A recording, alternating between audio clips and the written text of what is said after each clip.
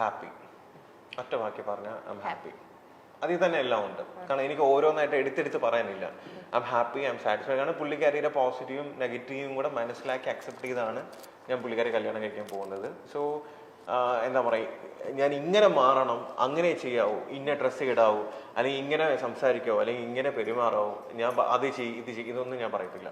നിനക്ക് എന്താണ് ശരിയെന്ന്, നീ അത്യാവശ്യം മെച്ചറാണ്, നിനക്ക് എന്താണ് ശരിയെന്ന് തോന്നുക, നീ അത് ചെയ്യുക. എന്റെ അടുത്ത് കുറെ ഫ്രണ്ട്സ് ഒക്കെ നമ്മൾ സ്റ്റാർട്ടിങ്ങിലൊക്കെ പലർക്കും ഒരു വിചാരം ഉണ്ടായിരുന്നു ഞാൻ മെയിൽ ഷോവിനിസ്റ്റ് ആണ്. പിന്നെ എനിക്ക് ആ ഒരു പേരുണ്ടായിരുന്നു സ്റ്റാർട്ടിങ്ങിൽ. കാരണം എന്താണെന്ന് വെച്ചാൽ കുറെ ഒത്തിരി പേര് എന്റെ അടുത്ത് പറഞ്ഞിട്ടുണ്ടായിരുന്നു ആള് ഭയങ്കര ടോക്സിക് ആണ് പുടി, നിന്റെ ഇത്രയും ഡ്രീംസും കാര്യങ്ങളൊക്കെ ഉണ്ടായിട്ട് നീ ഇങ്ങനെ ഒരാളെ നോക്കി നിന്റെ എല്ലാ സ്വപ്നങ്ങളും അവിടെ അവസാനിക്കും, അതുകൊണ്ടാണ് ഞാൻ കുറച്ച് ടൈം സ്പെൻഡ് ചെയ്ത് നോക്കാം എന്നൊക്കെ ഉള്ള ഒരു സമയം പറഞ്ഞത്. അപ്പൊ കാരണം ഇത്രയും പറയുമ്പോൾ ഇത് എന്ത് ഇങ്ങനെ പറയണേന്ന് ഞാൻ വിചാരിച്ചിട്ടുണ്ട്. പക്ഷേ എനിക്ക് സത്യം പറഞ്ഞാൽ ഞാൻ സ്ലീവ്ലെസ് ഒന്നും ഇടാറുണ്ടായിരുന്നില്ല. ഞാൻ സ്ലീവ്ലെസ് പോലും ഇടാൻ തുടങ്ങിയത് ചേട്ടൻ വന്നതിന് ശേഷമാണ്. എനിക്ക് നല്ല മാറ്റം. അതെ, എനിക്ക് കുറച്ചുകൂടി ഫ്രീഡം, എനിക്ക് എന്നെ കുറച്ചുകൂടി ആള് മേക്ക് ഓവർ ആക്കി എടുക്കുകയാണ് ചെയ്യുന്നത്. കാരണം പുള്ളിക്കാരിക്ക് എന്താ പറയാ, ഈ സംസാരിക്കുമ്പോഴത്തേക്ക് അല്ലെങ്കിൽ സ്റ്റേജ് ഫിയർ അല്ലെങ്കിൽ ചെറിയതായിട്ട് ഇന്റർവ്യൂയുടെ കാര്യങ്ങളൊക്കെ വരുമ്പോൾ ചെറിയൊരു ഇത് ഇനിഷ്യലി ഉണ്ടായിരുന്നു. പക്ഷെ അതൊക്കെ എന്ത് ചെയ്തു, ഗ്രാജുവലി എന്ത് ചെയ്തു, ഭയങ്കരമായിട്ട് മാറി. ഇപ്പൊ കണ്ട ബോൾഡായിട്ട് ഇരുന്ന് സംസാരിക്കുന്നുണ്ട്. ഞാൻ ഇങ്ങനെ ഇരുന്ന് ഇങ്ങനെ ഒരു സൈഡിൽ ഇരുന്ന് ഇങ്ങനെ കേട്ടോണ്ടിരിക്കുകയാണ്. പക്ഷെ പറയുന്ന കാര്യങ്ങള് ക്രിസ്പായിട്ട് എന്ത് ചെയ്യും, ഷോർട്ട് ആൻഡ് ക്രിസ്പായിട്ട് കാര്യങ്ങളെല്ലാം കറക്റ്റ് ആയിട്ട്. എനിക്ക് കോളേജിൽ പഠിക്കുന്ന സമയത്ത് ഓൺ സ്റ്റേജ് പെർഫോമർ ഒന്നും ആയിരുന്നില്ല. എനിക്ക് ഭയങ്കര പേടിയാ, സ്റ്റേജ് ഫ്രണ്ട്സ് ഭയങ്കരമായിട്ടുണ്ട് എനിക്ക്. ഞാൻ അഭിനയിക്കാൻ പോയ സമയത്തും കരഞ്ഞു പിഴിഞ്ഞിട്ടൊക്കെയാണ് അത് കംപ്ലീറ്റ് ചെയ്തത്. കാരണം ഭയങ്കര പേടിയാണ്. വരുമ്പോ പറഞ്ഞതാണ് ചേട്ടൻ ഞാൻ കുറച്ച് സംസാരിക്കും, ചേട്ടൻ സംസാരിച്ചോ. പിന്നെ നമ്മുടെ ഒരു കംഫർട്ട് സോണിൽ എത്തിക്കഴിഞ്ഞാൽ കുഴപ്പമില്ല. പക്ഷെ ഇപ്പൊ എനിക്ക് പിന്നെയും പ്രശ്നമില്ല. പക്ഷെ പണ്ടൊക്കെ ഡോക്ടറുടെ അടുത്ത് വന്ന സമയത്ത്, ഇന്റർവ്യൂവിന് വന്ന സമയത്ത് ഞാൻ ദൈവം, അതും അതിനു വേണ്ടി വന്നതല്ലല്ലോ, ഞാൻ വെറുതെ ഒന്ന് കാണാൻ വേണ്ടി വന്നതാ. അന്നത്തെ കുട്ടി വന്നില്ല, അപ്പൊ എന്നെ പിടിച്ചിരുത്തി. എനിക്കാണെങ്കിൽ അറിയില്ല അങ്ങനെ ഒരാളെ, എനിക്ക് തന്നെ സംസാരിക്കാൻ അറിയില്ല. ആ സമയത്ത് ഞാൻ വേറൊരാൾ ഇന്റർവ്യൂ ചെയ്യണം പറയുമ്പോൾ ഞാൻ ആകെ കിളി പോയിട്ടാണ്. അതെ, അപ്പൊ അതുകൊണ്ട് ഞാൻ ഇങ്ങനെ മിണ്ടാതെ ഇങ്ങനെ നോക്കിയിരുന്നതൊക്കെ. പക്ഷെ ഇപ്പൊ എനിക്ക് ആ പേടിയില്ല. ഇപ്പൊ ഞാൻ മീഡിയ കാണുമ്പോൾ സംസാരിക്കുന്നുണ്ട്.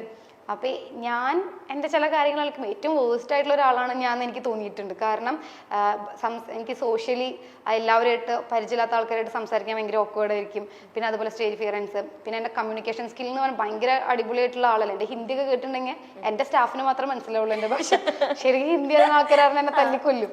അപ്പോൾ ഇത് ഒന്നും അറിയാത്ത ഒരാളായിരുന്നു ഞാൻ പണ്ട്, ഒന്നിനെ കുറിച്ച് അറിയില്ല. എൻ്റെ ഒരു കംഫർട്ട് സോൺ ഉണ്ട്, എൻ്റെ വീട്ടുകാർ, എൻ്റെ ഫ്രണ്ട്സ് ഭയങ്കര ഹാപ്പി. ഇതിൻ്റെ ഈ ഒരു വട്ടം വരച്ച എൻ്റെ പുറത്തേക്ക് എനിക്ക് പോകേണ്ടി വന്നിട്ടില്ല. അതുകൊണ്ട് തന്നെ എനിക്ക് പുറത്തുനിന്ന് ആരെങ്കിലും വന്നാൽ ഞാൻ ദൈവം മിണ്ടണോ അല്ലെ എന്താ ചെയ്യണം, അങ്ങനെ ഭയങ്കര ഓക്വേർഡ് ആയിരുന്നു. നമുക്ക് ലൈഫിൽ എന്തും ചെയ്യാൻ പറ്റും എന്നുള്ളതിൻ്റെ ഏറ്റവും വലിയ എക്സാമ്പിൾ ഞാൻ തന്നെ ആയിരിക്കും എനിക്ക് തോന്നുന്നു. കാരണം ഒരു റെസ്പോൺസിബിലിറ്റീസും ഏറ്റെടുക്കാൻ പറ്റാത്തൊരു വ്യക്തിയായിരുന്നു ഞാൻ. ഞാനാണ് ഇപ്പോൾ ഒരു ബിസിനസ് ചെയ്യുന്നത്. അതുപോലെ ഒരു മീഡിയയുടെ മുമ്പിലോ അറ്റ്ലീസ്റ്റ് ക്ലാസ്സിലൊക്കെ സെമിനാർ അവതരിപ്പിക്കുമ്പോൾ പോലും നീ പോ എന്നൊക്കെ പറഞ്ഞിട്ട് അപ്പുറത്തിരിക്കുന്ന കുട്ടീനെ വിളിച്ച് ഞാൻ പിന്നെ പോന്നൊക്കെ പറഞ്ഞിട്ട് ഞാനാണ് ഇപ്പൊ ഈ അടുത്ത് മീഡിയയുടെ അടുത്ത് സംസാരിക്കുന്നിട്ട് എന്റെ ക്ലാസ്മേറ്റ്സ് പുടി നീ ഇങ്ങനെയൊക്കെ സംസാരിക്കോ, കാരണം കൈയൊക്കെ വിറച്ചിരിക്കുന്ന ഒരാളായിരുന്നു ഞാൻ ക്ലാസ്സിൽ പഠിക്കുമ്പോൾ. ആരും എന്നെ അങ്ങനെ കണ്ടിട്ടില്ല, ദേഷ്യപ്പെട്ട് പോലും എന്നെ കണ്ടിട്ടില്ല ആരും. അപ്പൊ ഞാൻ കുറച്ച് റൂഡായിട്ട് സംസാരിക്കുമ്പോൾ ഞങ്ങളാരും കണ്ടിട്ടില്ല. ഞാൻ പറയാൻ വന്നത് അതെ, ക്യാമറ എല്ലാം ഉണ്ട് കേട്ടോ, ഇതെല്ലാം റെക്കോർഡ് ചെയ്യുന്നുണ്ട്. ആള് സംസാരിച്ചു തുടങ്ങിയല്ലേ, ഇപ്പൊ നിർത്തത്തില്ല എന്ന് വെച്ചാൽ അങ്ങ് സംസാരിച്ചുകൊണ്ടേയിരിക്കും. അങ്ങനെയല്ല, ഞാൻ ഇപ്പൊ നോക്കണ്ടേ നിങ്ങൾ കാര്യം പറയുന്നതൊക്കെ സംസാരിച്ചുകൊണ്ടേ ഇരിക്കുക. മറ്റേ എയർപോർട്ടിൽ വെച്ചിട്ട് ഞാൻ കുറച്ച് റൂഡാണോ ഒന്നും അറിയില്ല, പക്ഷെ ഞാൻ അത്ര പോലും ഞാൻ സംസാരിക്കാറുണ്ടായിരുന്നില്ല. പക്ഷെ എനിക്ക് മനസ്സിലായി ഒരു ലൈഫിൽ ഒരു സ്റ്റേജ് എത്തുമ്പോൾ നമ്മൾ സംസാരിച്ച് പോവും. സാധാരണ എല്ലാവർക്കും പ്രോബ്ലംസ് ഉണ്ടാവുക എന്ന് വെച്ചിട്ടുണ്ടെങ്കിൽ അൺനെസസറി ആയിട്ടുള്ള കാര്യങ്ങൾ പറയാം, അല്ലെങ്കിൽ അൺനെസസറി ആയിട്ടുള്ള ആൾക്കാരെ പ്രൊവോക്ക് ചെയ്യാൻ പോവുക, അല്ലെങ്കിൽ അഭിപ്രായങ്ങളെങ്കിലും അറ്റ്ലീസ്റ്റ് പറയുമ്പോഴാണല്ലോ ഇങ്ങനെ ബാക്കിയുള്ള ആൾക്കാരെ ഒന്ന് അറ്റാക്ക്. ഞാൻ ആലോചിക്കുന്നത് റോബിൻ ചേട്ടന് ഇഷ്ടപ്പെട്ടതിന് ശേഷം ഞാൻ ഒറ്റയ്ക്ക് എവിടെ ഒരു സ്ഥലത്ത് ഇന്റർവ്യൂ കൊടുത്തിട്ടില്ല. എൻ്റെ ലൈഫിൽ ഞാനായിട്ട് ചെയ്ത കാര്യങ്ങളുടെ നെക്സ്റ്റ് ഒരു സ്റ്റേജ് കഴിഞ്ഞിട്ട് മാത്രമേ ഞാൻ അങ്ങനെ ചെയ്യൂന്ന് ഓൾറെഡി ഞാൻ ഡിസിഷൻ എടുത്തിട്ടുണ്ടായിരുന്നു. അത്രയും റീച്ചുള്ള സമയത്ത് പോലും ഞാൻ എവിടെയും പോയിട്ടുണ്ട്. എനിക്കല്ല, റോബിൻ ചേട്ടൻ ഉണ്ടായിരുന്ന സമയത്ത് പോലും എന്നെ വിളിച്ച സമയത്ത് ഞാൻ പോയിട്ടില്ല. അതുപോലെ അപ്പൊ പിന്നെ ഞാൻ ഒരു കണ്ടസ്റ്റൻസിനെതിരെ ഒന്നും പറഞ്ഞിട്ടില്ല. ഞാൻ ഇവരെ ഗെയിം ഷോയുമായി ബന്ധപ്പെട്ട് എവിടെയും വന്നിട്ടുമില്ല. ബിഗ് ബോസ് കണ്ടിട്ടില്ല. എന്നിട്ട് പോലും എന്നെയും എൻ്റെ പ്രൊഫഷനെയും വരെ വലിച്ചയച്ചിട്ട് കുറെ പറഞ്ഞപ്പോൾ എനിക്ക് ഒത്തിരി വിഷമമായിരുന്നു. ഞാൻ എന്താ ചെയ്തത്? പിന്നെ എനിക്കറിയാം ആളൊരു പാർട്ട്ണർ ആകുമ്പോൾ നല്ല പോസിറ്റീവ് കിട്ടുന്ന പോലെ നെഗറ്റീവ് കിട്ടും, പക്ഷെ അതിനൊരു ലിമിറ്റ് ഉണ്ടല്ലോ. ആ ലിമിറ്റും കഴിഞ്ഞ് ഒത്തിരി എനിക്ക് കിട്ടിയിട്ടുണ്ടായിരുന്നു. ആ സമയത്ത് എനിക്ക് വിഷമം, ഞാനൊന്നും പറയാതെ എന്തിനാണ് ഇങ്ങനെ പറയണതായിരുന്നു. ഇപ്പൊ എനിക്ക് ആ വിഷമം പോയി. ഞാൻ ഇടയ്ക്ക് ചോദിക്കാറുണ്ട്, കാരണം എന്നെ ഇഷ്ടപ്പെട്ടു എന്ന് പറഞ്ഞ ഒറ്റ കാര്യം കൊണ്ട് ഒരുപാട് വഴക്കും ചീത്തവിളിയും കേട്ടോണ്ടിരിക്കുന്ന ആരൊക്കെ റാൻഡമായിട്ടുള്ള ആൾക്കാരാവും കാരണം വേറൊരു പെൺകുട്ടിയാണെന്നുണ്ടെങ്കിൽ ഞാൻ എന്തിനും ഇത് കേൾക്കേണ്ട കാര്യം കാണും, ഇതിൽ നിന്നും ബെറ്റർ ആയിട്ടുള്ള ഒരു ഓപ്ഷൻ എനിക്ക് കിട്ടത്തില്ല, എന്തിനാ ഞാൻ ഇങ്ങനെ കേട്ടോണ്ടിരിക്കുന്നതെന്ന് പലർക്കും ചിലപ്പം പലരും ചിന്തിക്കാം. പക്ഷെ അങ്ങനെയുള്ള സമയത്തും പുള്ളിക്കാരൻ എന്ത് ചെയ്തു, അതിലൊന്നും ബോധർ ചെയ്തില്ല. ഇപ്പൊ എനിക്ക് വിഷമം കുറച്ച് കുറവ് എന്താ വെച്ചാല് അന്ന് എയർപോർട്ടിലൊക്കെ വെച്ച് രണ്ട് മൂന്ന് വാക്കുകൾ ഞാൻ പറഞ്ഞിട്ടുണ്ടായിരുന്നു. അതെ, ഇനി കേട്ടല്ലോ, ഓക്കെ അന്ന് ഞാൻ റിയാക്ട് ചെയ്തിട്ടുണ്ടായിരുന്നല്ലോ, അതിന്റെ ബാക്കി കിട്ടിക്കോട്ടെ എന്നുള്ളൊരു സമാധാനം ഉണ്ട്. മറ്റത് എനിക്ക് വിഷമമായിരുന്നു, കാരണം ആ പരിസരത്തേക്ക് വരാതെ ഞാൻ എന്റെ പ്രൊഫഷൻ മാത്രം നോക്കി പോവാ. അപ്പൊ എന്നെ എന്റെ പ്രൊഫഷനെ വലിച്ചിട്ടിട്ട് ഇങ്ങനെ എന്നിട്ടും ഞാൻ റിയാക്ട് ചെയ്യുന്നില്ല. ഇപ്പോഴും അതിനെ റിയാക്ട് ചെയ്തിട്ടില്ല, ഒന്നും പകരമായിട്ട് ഞാൻ സംസാരിക്കാൻ വന്നിട്ടില്ല. എന്നിട്ട് എന്തിനാ അങ്ങനെ പറയണേന്ന് ഒരു തോന്നലുണ്ടായിരുന്നു. പക്ഷെ ഇപ്പൊ ഞാൻ അന്ന് ഒന്ന് രണ്ട് സ്ഥലത്തൊക്കെ കുറച്ച് മറുപടികളൊക്കെ പറഞ്ഞിട്ടുണ്ടായിരുന്നു പ്രതികാരമല്ല, കുറച്ച് പറഞ്ഞിട്ടുണ്ടായിരുന്നു അത്ര പോലും. അപ്പൊ ഓക്കെ, അറ്റ്ലീസ്റ്റ് ഞാൻ റിയാക്ട് ചെയ്തല്ലോ, ഇനി കേൾക്കുകയാണെങ്കിലും പ്രശ്നമില്ല എന്നുള്ളൊരു സംഭവം വന്നു. പിന്നെ പലർക്കും ലൈക്ക് എൻ്റെ ഒരു അപ്ഡേറ്റ് എന്താന്നുള്ളത് പലരും ചോദിക്കാറുണ്ട്. ഇപ്പൊ ഞാൻ ഒരു എന്താ പറയാ, ഞാനൊരു നോർമൽ മിഡിൽ ക്ലാസ് ഫാമിലിയിൽ നിന്ന് വന്ന ഒരു സാധാരണ ഒരാളാണ്. അപ്പൊ എനിക്ക് ചെറിയ ചെറിയ ആഗ്രഹങ്ങൾ എൻ്റെ ലൈഫിലുണ്ട്, മനസ്സിലായില്ലേ? എന്ന് വെച്ചാൽ എന്താ പറയാ, എന്തെങ്കിലുമൊക്കെ അച്ചീവ് ചെയ്യണം, ചെറിയ ചെറിയ കാര്യങ്ങൾ, അല്ല വലിയ വലിയ ഡ്രീംസും കാര്യങ്ങളൊന്നുമില്ല. അപ്പം അങ്ങനെ ഞാൻ എൻ്റെ ലൈഫിൽ ഇപ്പൊ ഡോക്ടറായിട്ട് വർക്ക് ചെയ്തിരുന്ന സമയത്തും ഞാൻ കോവിഡ് ആയിരുന്ന സമയത്ത് 2 വർഷം സോഷ്യൽ മീഡിയ ആക്റ്റീവേ ഇല്ലായിരുന്നു. ഞാൻ അങ്ങനെ ഒന്നും ചെയ്യാറില്ല. എപ്പോഴെങ്കിലും റാൻഡമായിട്ട് എൻ്റെ ഏതെങ്കിലും പഴയ വീഡിയോ എടുത്ത് പോസ്റ്റ് ചെയ്യുന്നതല്ലാതെ ഒന്നും ചെയ്യാറില്ല. 2 വർഷം കംപ്ലീറ്റ് ഡ്യൂട്ടി ആയിരുന്നു. അപ്പൊ ആ കഴിഞ്ഞതിന് ശേഷമാണ് പെട്ടെന്ന് എന്ത് ചെയ്തത്, ഇങ്ങനെ ഒരു ഷോയിൽ വന്നതും ഇങ്ങനെയുള്ള കാര്യങ്ങളെല്ലാം സംഭവിച്ചത്. അപ്പം പലർക്കും ലൈക്ക് എല്ലാം പെട്ടെന്ന് വേണം, അടുത്ത അപ്ഡേറ്റ് എന്താണ്, ഇഷ്ടം കൊണ്ടായിരിക്കാം ചിലര്. അപ്പം അടുത്ത മൂവി എപ്പോഴാണ്, അടുത്തെന്താ ഇങ്ങനെ ചോദിക്കുന്നുണ്ട്. അപ്പം എനിക്ക് പറയാനുള്ളൊരു കാര്യം എന്ന് വെച്ച് കഴിഞ്ഞാൽ, ഞാൻ എല്ലാം പെട്ടെന്ന് ഇപ്പം മറ്റുള്ളവർക്ക് വേണ്ടി ചെയ്യാനായിട്ട് ഞാൻ ഒരിക്കലും നിൽക്കത്തില്ല. അവർക്കത് കാണണം, അല്ലെങ്കിൽ അവർക്കത് ചെയ്ത് കാണണം, അതുകൊണ്ട് ഞാൻ ചെയ്തില്ല. എനിക്കത് ചെയ്യണം, അല്ലെങ്കിൽ എനിക്കത് കംപ്ലീറ്റ് ആയിട്ട് എഫേർട്ട് കൊടുത്ത് ആ ഒരു സമയത്ത് ചെയ്യണം എന്ന് തോന്നുന്ന സമയത്ത് മാത്രമേ ഞാനത് ചെയ്യൂ, മനസ്സിലായില്ലേ? എൻ്റെ ഒരു ആഗ്രഹമാണ്. കാരണം കുട്ടിക്കാലം മുതലേ നമ്മൾ ഈ ബിഗ് സ്ക്രീനും കാര്യങ്ങളെല്ലാം കാണുമ്പോഴത്തേക്ക്, കാരണം ലാലേട്ടനെയൊക്കെ കാണുമ്പോൾ അല്ലെങ്കിൽ മമ്മൂക്കേനെയൊക്കെ കാണുമ്പോഴത്തേക്ക് ഒക്കെ ഭയങ്കര സ്റ്റാർസാണ് അവർ, മനസ്സിലായില്ലേ? കാരണം ഞാൻ സുരേഷ് ഗോപി സാറിനെ മാത്രം ഹോസ്പിറ്റലിൽ ഡ്യൂട്ടി ചെയ്തിരുന്ന സമയത്ത് കണ്ടിട്ടുണ്ട്, പുള്ളിങ്ങനെ ബ്രദർ അഡ്മിറ്റ് ചെയ്യുന്ന സമയത്ത് കണ്ടിട്ടുണ്ട്. അപ്പോൾ എന്നെ രാത്രി ആകുമ്പം ഞാൻ നൈറ്റ് ചെയ്യുന്നത്, അപ്പോൾ എന്നോട് സംസാരിക്കാറുണ്ട്.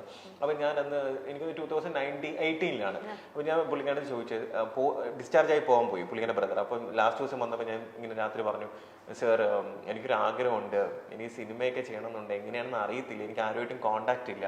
അപ്പം എൻ്റെ അടുത്ത് സുരേഷ് ഗോപി സാർ പറഞ്ഞ ഒറ്റ കാര്യമുണ്ട്,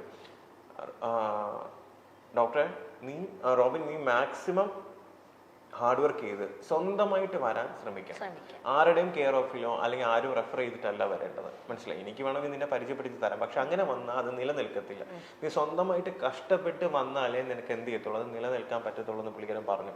അപ്പം അതിനുശേഷം സത്യം പറഞ്ഞാൽ ലൈക്ക് ഞാൻ റീസെന്റ് പുള്ളിക്കാരനെ ഒന്ന് കണ്ടായിരുന്നു, റാൻഡമായിട്ട് കണ്ടതാണ്. അപ്പം ഞാനിങ്ങനെ പുള്ളിക്കാരൻ്റെ അടുത്ത് പറഞ്ഞു, സാർ എന്നെ അറിയാമോ എന്ന് ചോദിച്ചപ്പോൾ വലിയ ഇതില്ല. അപ്പൊ ഞാൻ പറഞ്ഞു, സാർ ഇങ്ങനെ ഹോസ്പിറ്റലിൽ അന്ന് കണ്ടിട്ടുണ്ടായിരുന്നു, ഞാൻ ഇങ്ങനെ ഷോയിലൊക്കെ പോയിട്ട് ഓക്കെ എന്ന് പറഞ്ഞിട്ട് എന്ത് ചെയ്തു, ജസ്റ്റ് ഇങ്ങനെ സംസാരിച്ചായിരുന്നു. അപ്പൊ ഞാൻ ഇങ്ങനെ പറയാം, സാർ എൻ്റെ അടുത്ത് അന്നൊരു വാക്ക് പറഞ്ഞിട്ടുണ്ടെന്ന്, സ്വന്തമായിട്ട് കഷ്ടപ്പെട്ട് അധ്വാനിച്ച് നമ്മൾ വന്നാൽ മാത്രമേ അത് നിലനിൽക്കത്തുള്ളൂ എന്നുള്ളത്. സോ എനിക്ക് ആ ഒരു ഇത് ഞാൻ സ്വന്തമായിട്ട് എഫേർട്ട് ഇട്ട്, സ്വന്തമായിട്ട് കഷ്ടപ്പെട്ട്, സ്വന്തമായിട്ട് ഹാർഡ് വർക്കും സ്മാർട്ട് വർക്കും ചെയ്തിട്ടാണ് ചെറുതായിട്ട് എന്തെങ്കിലുമൊക്കെ അച്ചീവ് ചെയ്ത് വരുന്നത്. അപ്പം അത് ഇനിയും, കാരണം എനിക്ക് ആ റൂട്ട് അറിയാം. കാരണം ഒരു പ്രാവശ്യം നമ്മൾ ഒരു കാര്യം ചെയ്ത് കഴിഞ്ഞാൽ നമുക്ക് ആ റൂട്ട് അറിയാം, എങ്ങനെ അതിലേക്ക് വരണം എന്നുള്ളത്. സോ ഒബ്വിയസ്ലി എൻ്റെ സിനിമ എന്ന് പറഞ്ഞ ഒരു മോഹവും എന്ത് ചെയ്യും, കാരണം ലാലേട്ടനൊക്കെ ബിഗ് സ്ക്രീനിൽ കാണുമ്പോൾ ഞാൻ ഒരിക്കൽ പോലും മനസ്സിൽ ചിന്തിച്ചിട്ട് പോലും ഇല്ല എന്നെ ഇങ്ങനെ എൻ്റെ അടുത്ത് റോബിനെ എന്ന് പേര് അയ്യോ.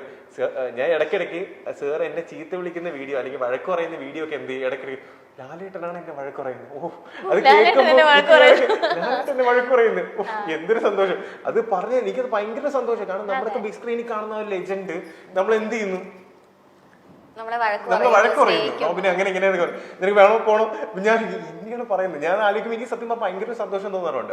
അപ്പൊ എൻ്റെ ഒരു ആഗ്രഹമാണ് സിനിമ എന്നുള്ളത്. അത് ഞാൻ പയ്യെ, കാരണം എൻ്റെ ഫീൽഡ് അല്ലായിരുന്നു സിനിമ അല്ലെങ്കിൽ ഈ ഒരു ഇൻഡസ്ട്രി എന്ന് പറയുന്നത്. അപ്പൊ ഇതിലേക്ക് വരുമ്പോൾ ഒരുപാട് കാര്യം എടുത്തുചാടി ചെയ്യാൻ പറ്റുന്നത്. ഞാൻ ഇപ്പോഴും പറയുന്നു, ഭയങ്കര അതിഗംഭീരമായിട്ടുള്ള വലിയ സംഭവം ഒന്നും ആയിരിക്കുന്നില്ല ഞാൻ ചെയ്യുന്നത്. ചെറിയൊരു സംഭവം, ചെറിയ എൻ്റെതായിട്ടുള്ള ലിമിറ്റേഷൻസിൽ ഞാനത് ചെയ്യും. അത് എന്നെ ഇഷ്ടമുള്ളവർ കാണുക, സപ്പോർട്ട് ചെയ്യുക, അനുഗ്രഹിക്കുക, ഇങ്ങനെ. കാരണം ഞാൻ പറയില്ലേ, എനിക്ക് എല്ലാവരും എന്താണ് റോബിൻ അച്ചീവ് ചെയ്തത്, എന്താണ് റോബിൻ്റെ അച്ചീവ്മെന്റ് എന്നാണ്. എൻ്റെ അച്ചീവ്മെന്റ് എന്ന് പറയുന്നത്, ഞാൻ ഇന്നേ വരെ എൻ്റെ ജീവിതത്തിൽ കാണാത്ത ഒരുപാട് പേര് എന്നെ സ്നേഹിക്കുക, സിൻസിയറായിട്ട് സ്നേഹിക്കുക, അവരെനിക്ക് വേണ്ടി പ്രാർത്ഥിക്കുക, മനസ്സിലായില്ലേ? അവരുടെ ബ്ലെസ്സിങ്സ്, അനുഗ്രഹം. അത് തന്നെയാണ് എൻ്റെ ഏറ്റവും വലിയ അച്ചീവ്മെന്റ് എന്ന്.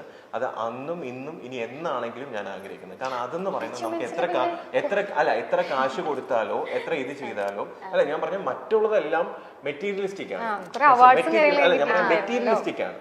അതെന്ന് പറയുന്നത് ഓക്കെ, അത് സ്നേഹത്തിൽ പലരും തരുന്ന. പക്ഷെ ഒരാൾ മനസ്സറിഞ്ഞ് നമുക്ക് വേണ്ടി പ്രാർത്ഥിക്കുക, മോനെ നീ ഓക്കെ ആണോ, നീ ഫുഡ് കഴിച്ചോ, നീ നന്നായിരിക്കണം എന്ന് ചിലപ്പോൾ ആ ഒരു വ്യക്തിനെ ഞാൻ ചിലപ്പോൾ കാണുന്നില്ല. അങ്ങനെ പ്രാർത്ഥിക്കുന്ന, എനിക്ക് വേണ്ടി എന്നെ സിൻസിയറായിട്ട് സ്നേഹിക്കുന്ന ഒരുപാട് പേര് ചിലപ്പോൾ ഈ വീഡിയോ കാണുന്നുണ്ടായിരിക്കും. എനിക്ക് നിങ്ങളിലേക്ക് ചിലപ്പോൾ നിങ്ങളെ കാണുന്ന പോലും എനിക്ക് അറിയത്തില്ല. പക്ഷെ എൻ്റെ സ്നേഹം നിങ്ങളിൽ എപ്പോഴും ഉണ്ടായിരിക്കും. അത് മാത്രമേ എനിക്ക് മതി. അത്ര